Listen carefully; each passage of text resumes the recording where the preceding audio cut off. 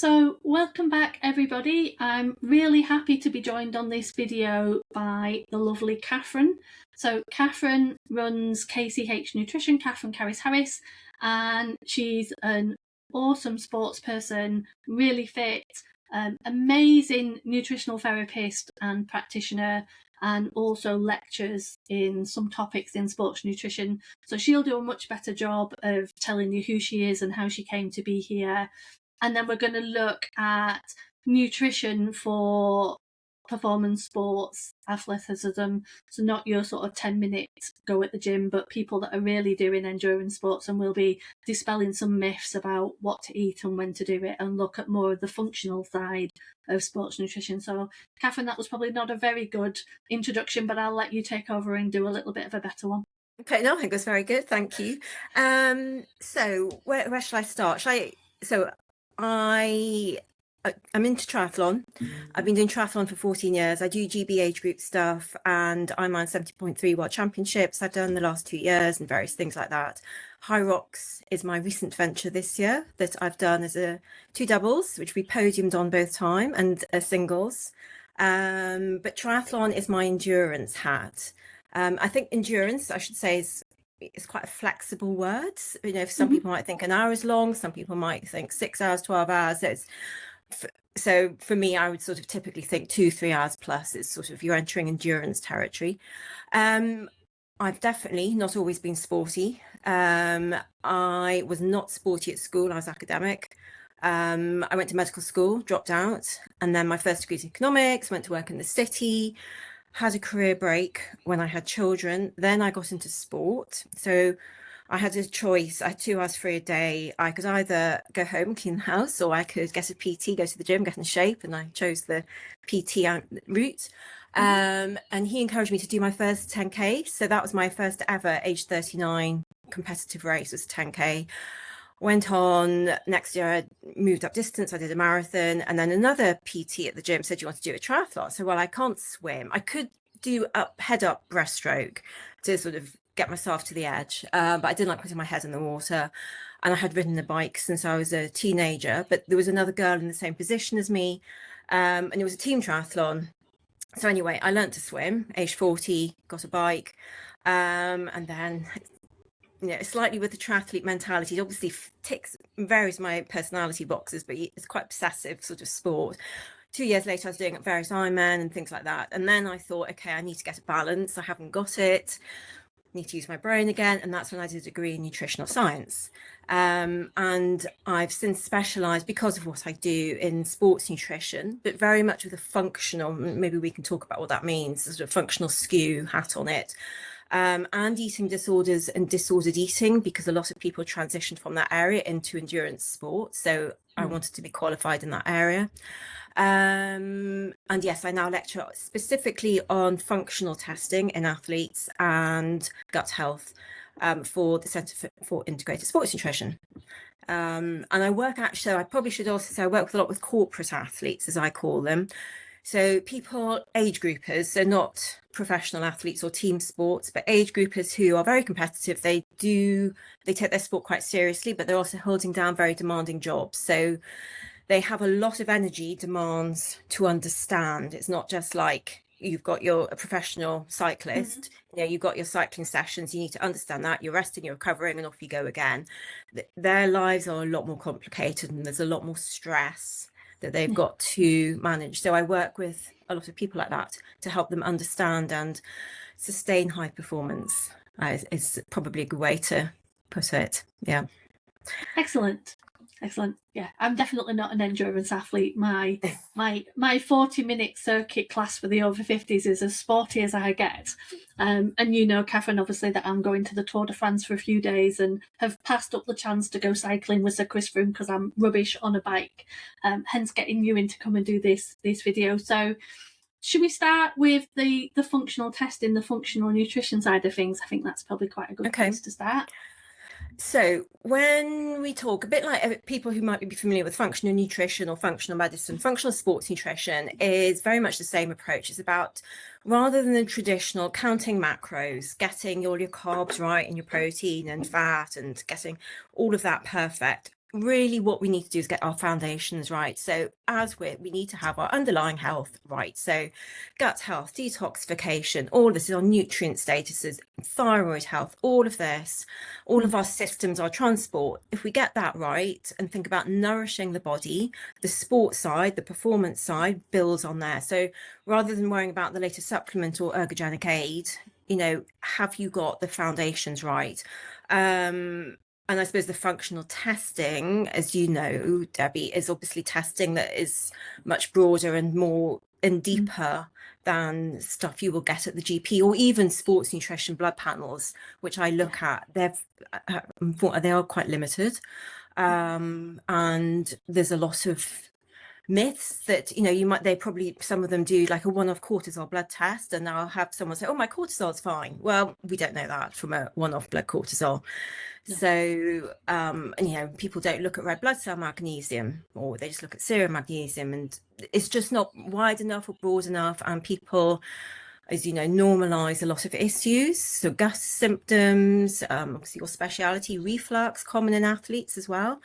And if they don't address these, the sporting side of it is very unlikely going to be optimized. So you need to get your underlying health right, and then layer in all your sports additional, and then get, if you want to worry about exact macros, that comes later, but get the foundations right first.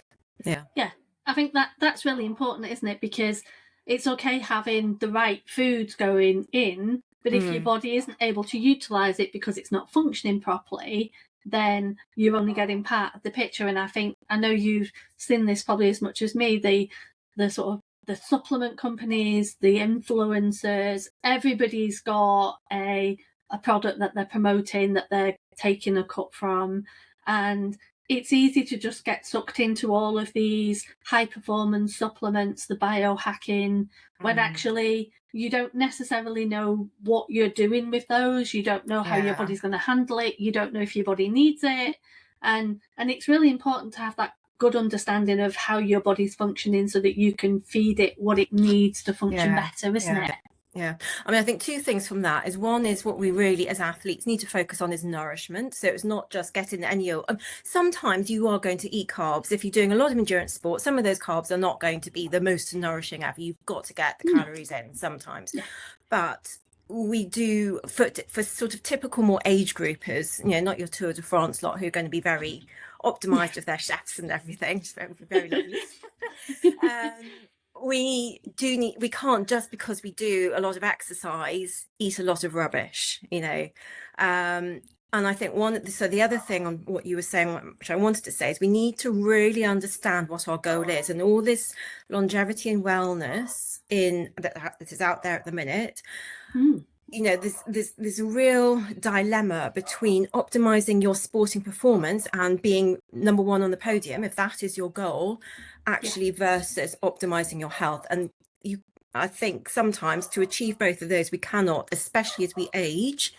It's a very hard line to go down, because to push yourself to that limit that may be required, that comes at a cost. And sure, if you're in your mid-20s and you're very flexible and you don't have all the additional stresses I was talking about, like, these really demanding jobs, you're working till 10, you've got children, going out for dinner and all this sort of stuff, to find that balance and try to be the very best in your sport and your health from a longevity perspective, they're not always aligned. So I think sometimes we need to decide what our priority is, or if we want to do both, how we find that balance.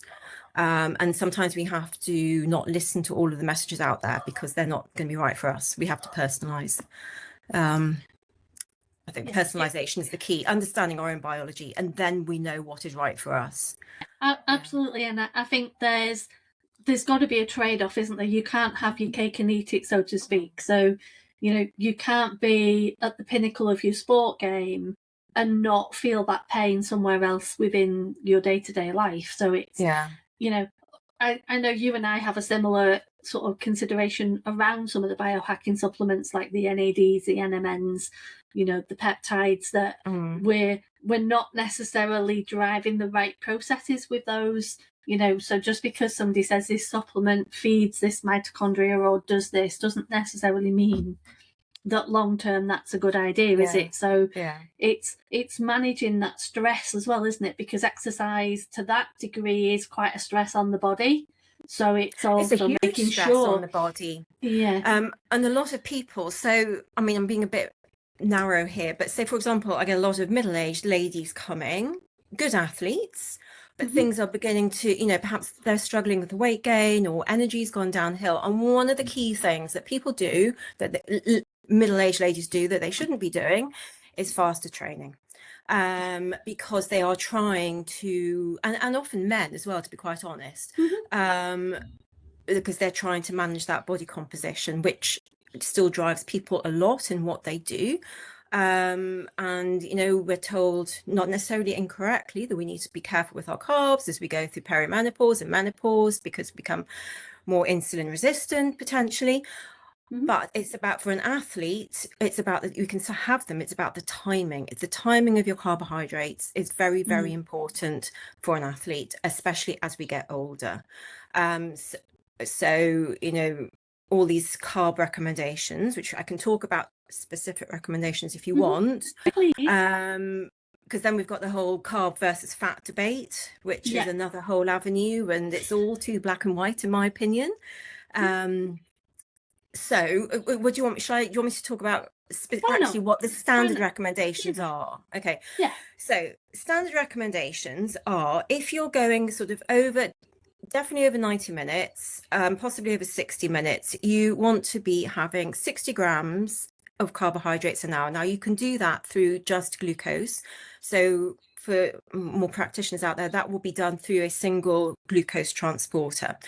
60 grams through, shall I talk about transporter names, or was that a bit too? No, you can do. The SGLT1 takes glucose up into out of the gut into the cells. Into the blood, or the cells, and then onto the blood.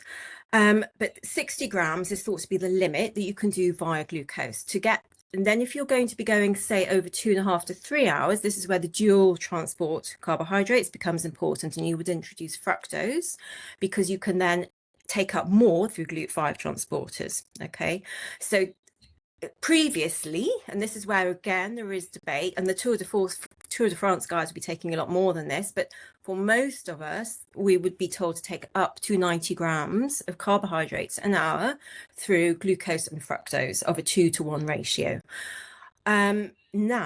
Nowadays there is a lot out there. The science is still mixed, the studies are mixed, it is not clear, but going up to, say, 120, up to 130, and then some individuals are doing a lot more than that, even up to 200 grams an hour, mostly through fructose. And nobody's quite clear, I believe, yet quite how they are getting that in, but there's a lot of training the gut, which again, what the Tour de France guys and people like that, athletes like that, are doing is not necessarily right for me and other standard people like me, even if you're quite competitive and you cardiovascularly fit and work quite high VO2 max.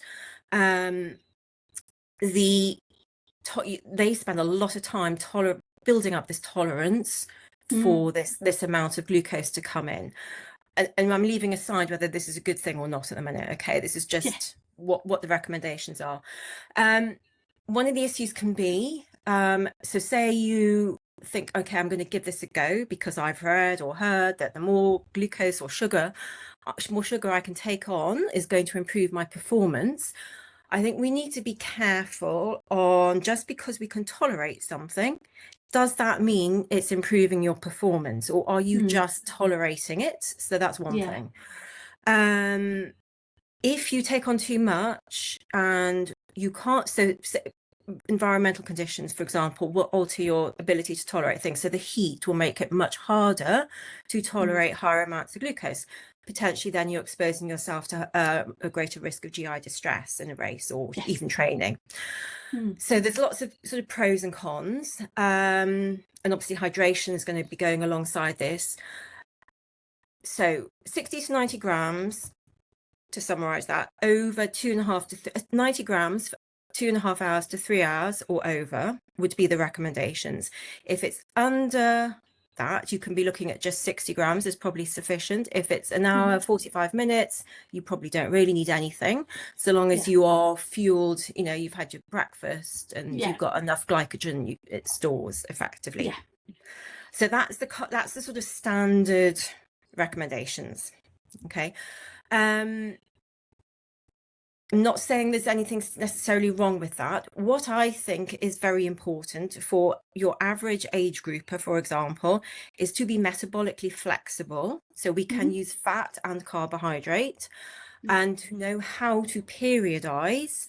So which sessions do you want to be thinking about going up to these standard typical carb recommendations, and which maybe you can go lower or perhaps do an underfueled state. And for that, you need to understand the energy demands of each of the sessions that you're doing.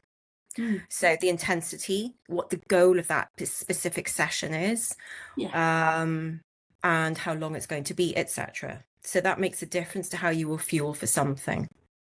Because of my not being an athlete per se, but obviously if you're training and not sort of going hell for leather, you're not going to need as much as if you're actually competing. And I'm assuming obviously the temperature and the conditions will feed into that, because that will obviously feed into how the body's functioning and how what else it's focusing on, won't it?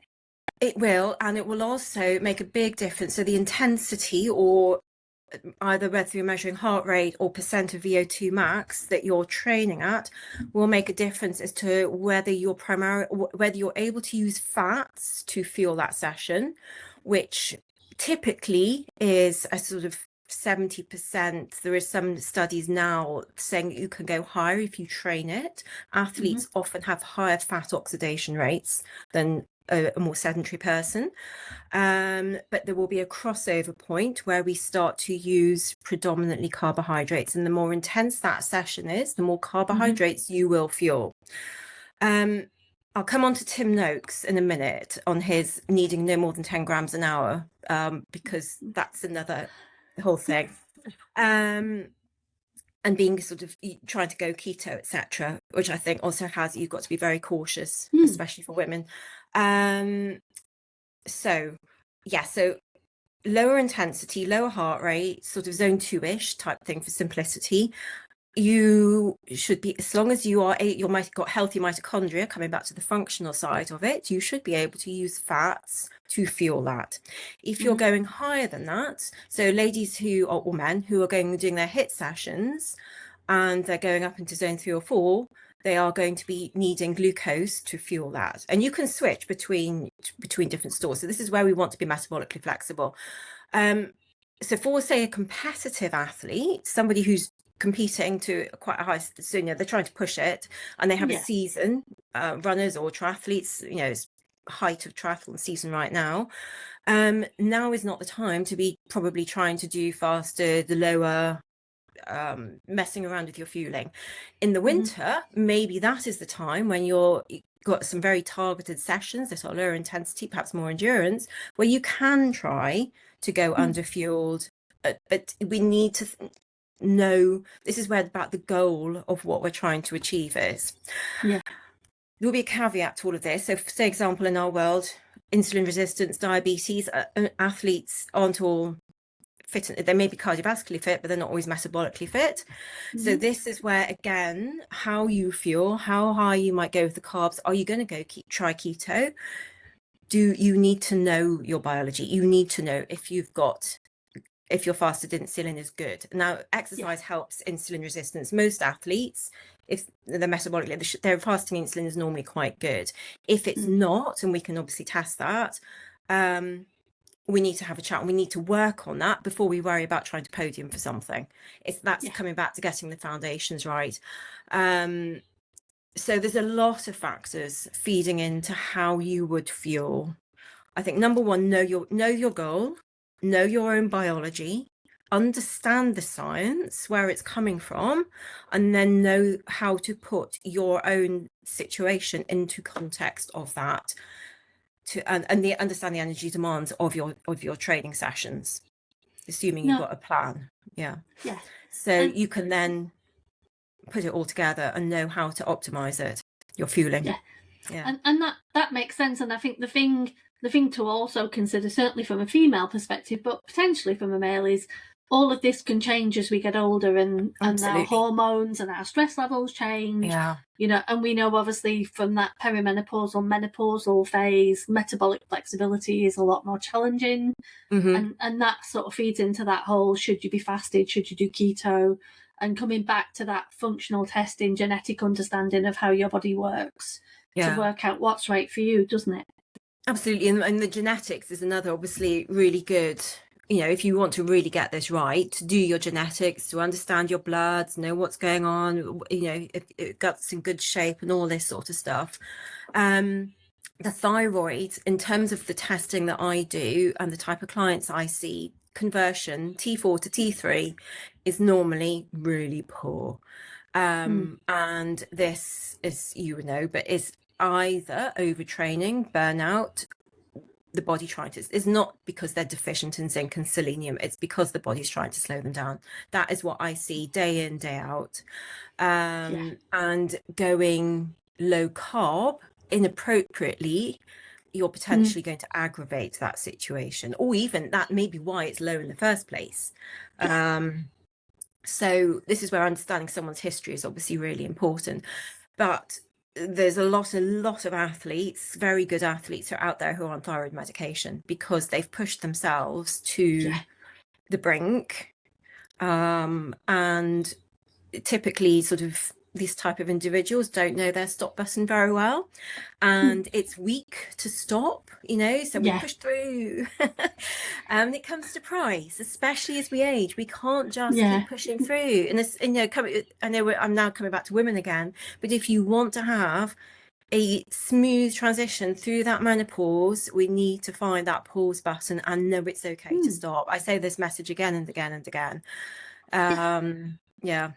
And it's timing. It's okay to eat carbohydrates, but time it around your exercise.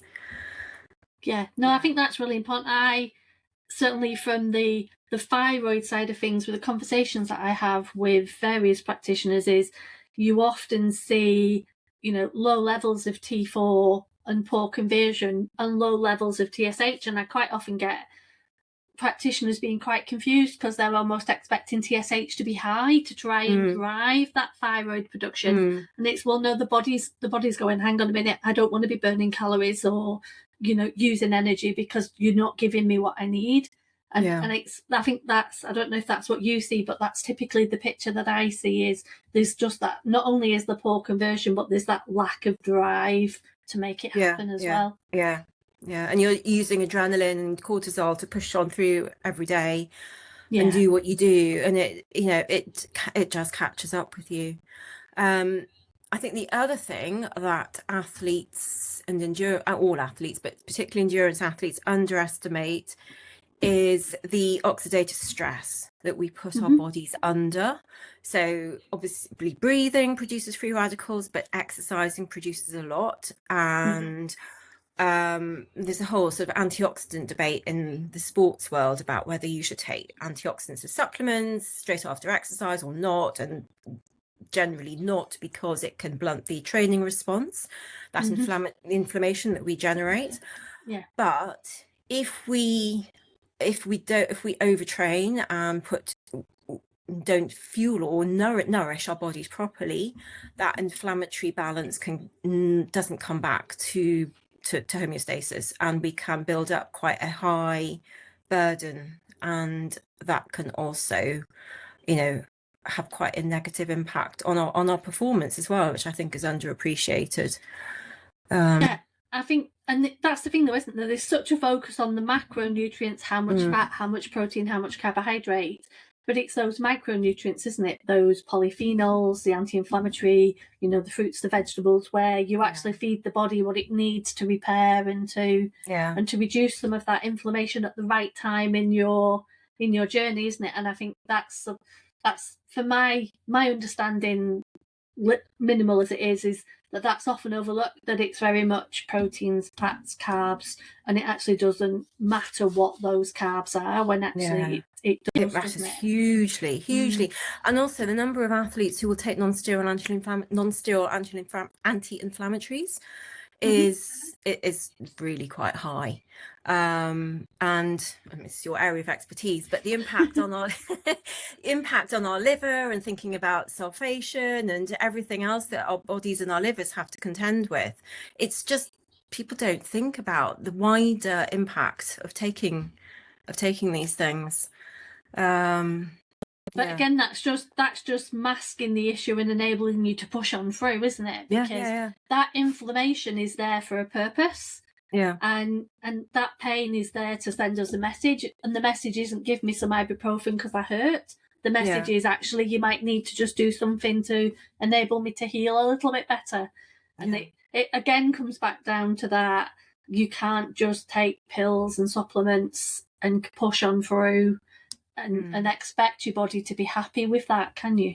And we normalize it all. So nourish your body. Think, will be my message to ask any athlete, but particularly your aging age group, 40s, 50s, where we have to work a bit harder to keep things working optimally. So I know we said at the beginning that you look at a number of areas, and you obviously know that gut health, reflux, digestive is my area, and I think this is something that athletes can struggle with quite a bit, isn't it? The need to have a bout of diarrhea during an event, or having reflux. So what do you commonly see as the drivers of that, and how do you manage that as an athlete? So common drivers are as I mentioned, sort of perhaps getting the fueling wrong, and the conditions, the heat. So it will typically happen, it's much more common to happen in heat, and say, for example, if you're running, so you've got that jarring. When we are training, blood flow is diverted from the gut to muscles. So if we've eaten something, our digestive function is harder. If you've got too much glucose, fructose, anything in the gut, and that's not being digested as it should, water can sit there, and that can or it isn't absorbed so well, and this can cause pain, bloating, diarrhea, etc. So that's one reason, is the conditions and what you're taking on board. And it's very, very common for athletes to have loose bowels before a race, or even a hard session, to be quite honest. So that is nerves. So if you want to try and get things out of your system before you go, if that's going to be the case, so eating earlier on is going to be key. Cycling is normally less of an issue because it's less impact, but running or those high jarring sports are the harder ones. What else? Well, coming back to a functional, what else is going on in your gut in the first place? So there are some studies now out about following low FODMAP diets pre-race to see if that helps reduce gut symptoms. And it does in some. So all of these studies, there's a lot of heterogeneity. So, it's very personalized. But I would then say, coming back from a functional approach, first of all, it does gluten. Are you okay with gluten? Because we know gluten upregulates zonulin. Heat and heat stress on the gut from exercise increases our gut junctions. So we become more permeable. Say you're adding in quite a lot of gluten, generally that may aggravate an already slightly, borderline situation. And we know that then things translocate from the gut into systemic circulation, which can be a cause of more chronic inflammatory issues post a hot race, for example. So what is going on with your gut health? What's going on with your gut bacteria? Get that addressed. So, your long-term underlying 365 days of the year, what is your diet like that? Do you normally have bloating? And you're ignoring it. If so, get that addressed, and maybe that will then help reduce the race or training issues. There's a simple, for the stress side, breath work. Doing that pre-race is really, really helpful. Calming down your nervous system. If you've got your underlying health right, It's going to be coming down to what you're doing on that day, the intensity you're racing at, what you're taking on board. You know, if you have got some element of sort of bacterial imbalance / SIBO, and you're shoving fructose in you at 130 grams an hour, well, you know, you're probably going to get some bloating. So, you know, that's something else to think about. You know, some people take on real foods, which I do in triathlons on the bike. But you've got to practice what you do. So how I can tolerate that, not everybody can. So you've got to practice, think about what you're having in your training. Is it the training, is it the racing where it's been impacted? And then we can sort of, by knowing all of this, you can narrow it down. But normally, underlying health, what you're eating in those conditions, have you trained your gut? Is it the hydration? Because the hydration, and then the environmental conditions, this heat that we've all got at the minute. If you were racing in this, your likelihood of gut issues is going to be much higher. It's a fact. Yeah. Sometimes you have to slow down a little bit, unfortunately. There are, you just have to accept the conditions for what they are, don't you? And I think sort of coming from that digestive side of things, it's the things that you do when you're not exercising that feed into that as well, isn't it? So absolutely. You mentioned taking the non-steroidal anti-inflammatories. Well, they're terrible for gut function and gut health. And then, of course, if it's a long-term non-steroidal picture, then you're possibly taking something like omeprazole, lansoprazole to protect your gut lining. That predisposes you to SIBO, doesn't it? So that then means that those fructose gels are going to cause more of an issue. So it's not just about what you do on the day, but it's about what you're doing on the days in between, isn't it? It's so important. I go to a gym in London, and everyone looks very fit there. And I was sitting doing a bit of work, and there were two PTs at this sort of coffee area chatting, and one was a lady. And I wanted to go and say something, but I didn't.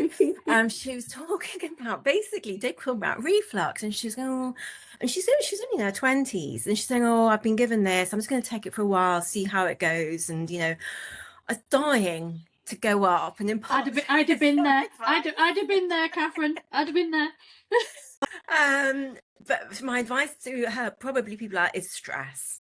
Eating, as we know, basic stuff, and it applies to athletes. Eat in a calm environment, make sure your nervous system is calm, because athletes, like everyone else, is prone to this. And, you know, this is just where it comes down to getting the basics right. So eat in a calm environment, do a few deep breaths before you eat, don't eat doing your emails, all this sort of stuff. And then obviously you're going to be helping your absorption, helping your digestion, which athletes need a lot more nutrients than Joe average. And absorption is going to be key. So if you have got reflux, or if you have got gut issues, you need to get it sorted. Absolutely. And I think that it doesn't matter who you are, does it? That rings true for everybody. But you did well to be restrained. I'd have been in there, I'm afraid.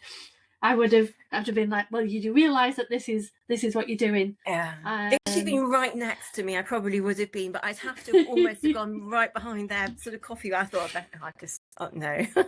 It is. This is the thing, though, isn't it? When you understand things and you can see people are doing things that maybe aren't right for them, it's difficult to not sort of say, well, if you just did this would be okay.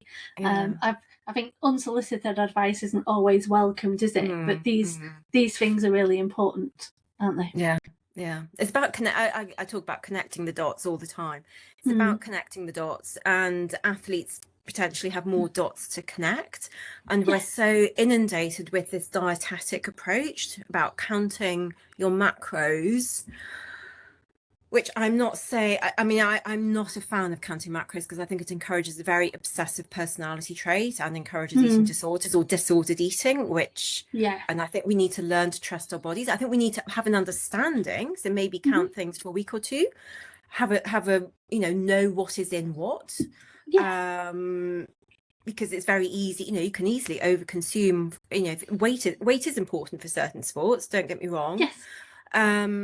and we can overconsume nuts, which are healthy for most of us. Yeah. So we need an awareness, but then we need to learn to trust our bodies. And yeah, so weighing food beyond a basic understanding is not something I encourage any clients to do. Most of them are too busy, quite honestly, anyway, to do that. No, but it's when it becomes an obsession, isn't it? Yes, yes. That's that slippery slope sometimes, isn't it? Yeah, and it is all about balance, and I think for me, as with most things, the devil's in the dosage, isn't it? So the body can tolerate quite a lot as long as it's not done to excess, and it's finding that set point that works for you, isn't it? That's important, I think. Yeah. So what's that? What do you want me to mention about the Tim Noakes and the fat low carb, or I think viewers will be interested in that, and then I think that'd be. So out in the sports nutrition world, in the endurance world, there is a big debate. The high carb, go as high as you can, get in as much as you can, versus go low carb. So we've got Tim Noakes, who a lot of people will have heard of, who is about balancing blood sugar. Now, I think it's actually agreed. So there's been 3 papers out earlier this year with Louise Burke, who's a very respected female research sports nutritionist, and Tim Noakes. So there was a Louise Burke paper arguing the case for high carb, and then Tim Noakes did one fighting the case for no carb, and then they did a consensus paper. So anybody who's interested in this should go and read those 3 papers.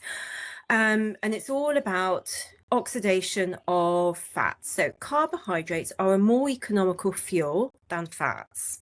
So we need less oxygen to produce a set amount of ATP from a set amount of fuel. Previously, it was thought that fat couldn't fuel anything over, as I've mentioned, 70% sort of VO2 max. So it's got a lower switch over point at which you need to then start using carbs. Tim Noakes says if you're keto adapted, you can push that fat oxygenation rate actually much higher. Now, there's a lot of holes in there's a lot of holes in all of it, in my opinion.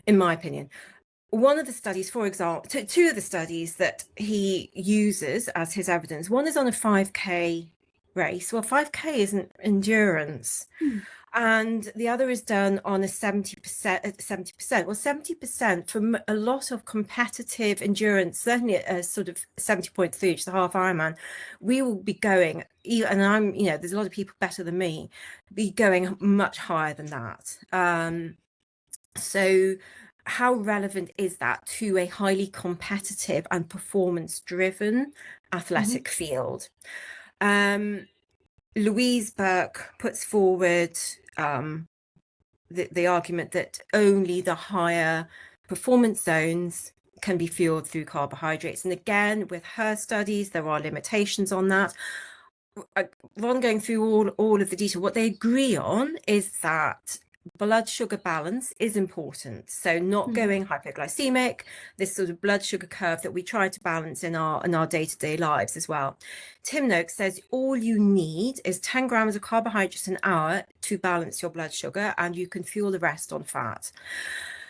There are other limitations, for example, that fat oxygenation is going to be higher in well-trained athletes anyway. So do we have to go keto to do this? I don't know. And I think the main thing is that they agree blood sugar balance is important. Is Tim Noakes, in terms of his 10 grams of carbs, in terms of fatigue, the central and peripheral fatigue arguments, he's looking at central brain fatigue, and that's how he's saying that 10 grams of carbs is needed, but he's not. And so the peripheral fatigue doesn't happen because it's all fueled by fat. Now, if you're going at lower intensities, I can definitely see that is a potentially good way to go. But I think for your high performance athletes, that may well fall down. I think there's a big genetic component to that as well.